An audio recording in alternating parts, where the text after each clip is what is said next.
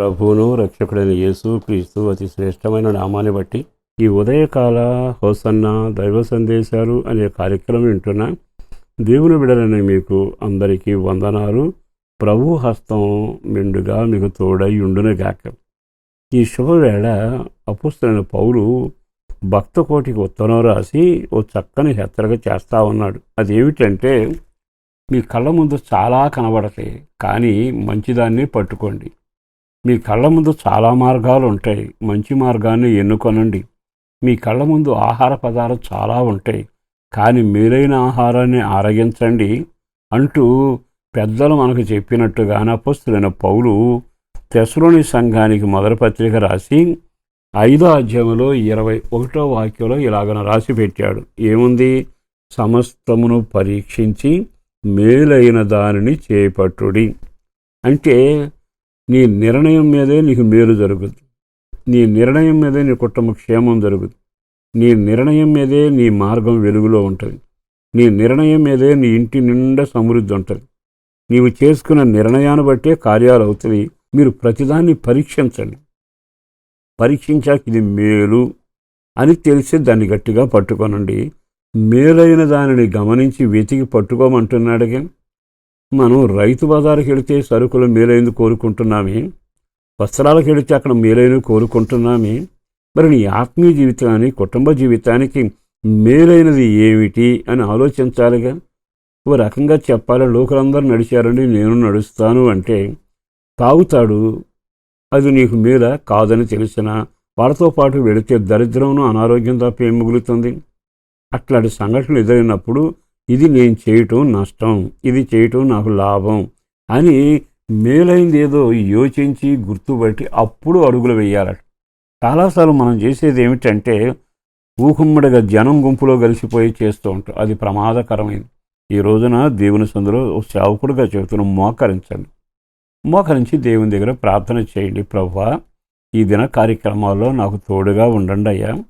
ఏది మేలైందో నేను చేపట్టేటట్టుగా, దాని కొరకు బ్రతికేటట్టుగా, దాని కొరకు నిలవగలిగేట్టుగా నా జీవితంలో కార్యం జరిగించవా అని మీరు అడగడానికి ఇష్టపడాలి.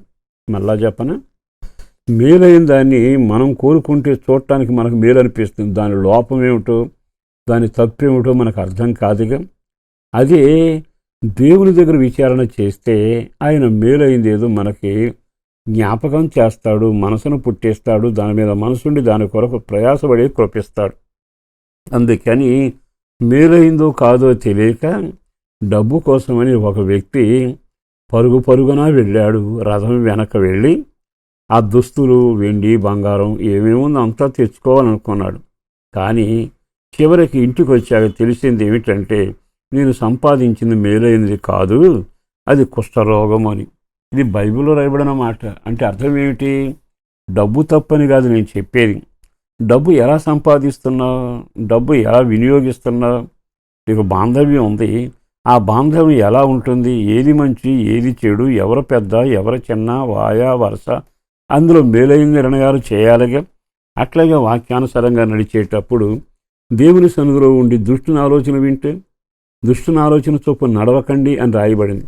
మరి దుష్ట ఆలోచన కానీ చెవియొగ్గి ఆ మార్గాన్ని వెళ్ళామనుకోండి, దుష్టుని ఆలోచనలతో మనం పడ్డాక మన జీవితం నాశనం అవుతుందిగా. ఆ మార్గాన్ని వెళ్ళిన ఇస్కరియోతు యోధా ఏమైనా బాగుపడ్డా? ఈ రోజైనా ఈ మాటలు వింటున్న తర్వాత అయినా ఒక సేవకుడిగా మీకు నేను చెప్పాలనుకున్నది ఏమిటంటే, మీ నడకకైనా, భోజనానికైనా, నివాసానికైనా ఏదైనా మీ సొంత నిర్ణయాలు చేయబాకండి. వేకువని లేచి ప్రభు దగ్గర ప్రార్థన చేస్తూ, ప్రభువా, ఇందులో నేను మేలైన నిర్ణయం చేసుకుని మేలునే వెంబడించి దాని కొరకే బ్రతకడానికి కృప అనుగ్రహించు ప్రభువా అని మనం ఎప్పుడు దేవుని సలహా కొరకు కోరుకుని ప్రార్థన చేస్తామో ఆయన తప్పనిసరిగా అంగీకరించి ఈ ఆహారం వీరికి మేలు. మరొక మాట చెప్పనా, ఓసారట ఒక యాత్రికుడు ప్రయాణం చేస్తూ కొండ మీదకి వెళ్ళాడు. అలా ప్రయాణం చేస్తుండగా చాలా దూరం వెళ్ళాక దప్పికైపోతే ఎక్కడ ఆ ప్రాంతంలో నీటి బొట్టు కానరాల. ఈలోపు కొంచెం పైకి వెళ్ళాక ఒక కొండ పర్వత శిఖరం మీద నుంచి నెమ్మదిగా నీటి బొట్లు రావడం చూసి తన దగ్గరున్న గ్లాసుతో ఆ నీళ్లు పట్టాడు.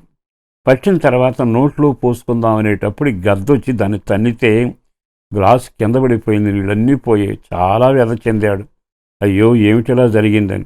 ఇంకా కొంచెం పైకి వెళ్ళాక ఒక చనిపోయిన మృత కళేబరం అక్కడ ఉంది, కొండ శిలువ. అందులోంచి నీళ్లు వస్తావని దాని నోట్లో నుంచి తాగుంటే ఎంత ప్రమాదకరం. దేవుడు మేలైన నిర్ణయమే చేస్తాడుగా. అందుకని మేలైంది జరగాలి ప్రభు అని కోరుకుంటే ఇరుకున పడనివాడు, ఇబ్బంది పడకుండా మీరు చేయగలిగినవాడు. పరిశుద్ధులను ప్రేమామడిన ప్రభు బిడ్డలను దీవించండి, ఆశీర్వదించండి. రెక్కల నీడలో భద్రపరిచి క్షేమాన్ని కలుగు చేయండి.